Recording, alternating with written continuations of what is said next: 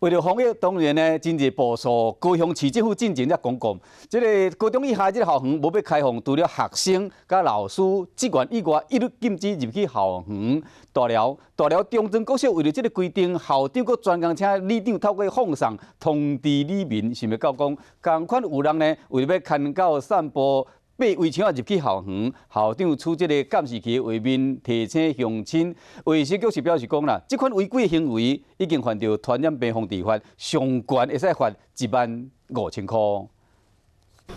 监视器内面一个查某人入去校园，有派一个囡仔，阁牵一只狗。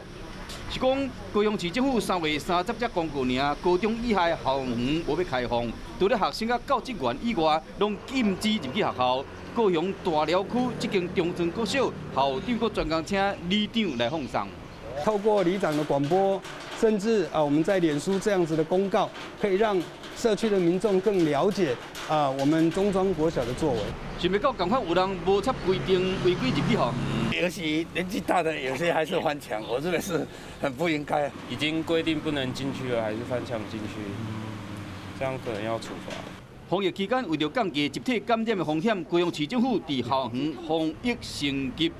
卫生局表示讲，若是违反规定入去校园，犯到传染病防治法，上悬会使罚15000块。呼吁民众唔通以身试法。上个要紧的是，即马疫情这严重，防疫是真重要。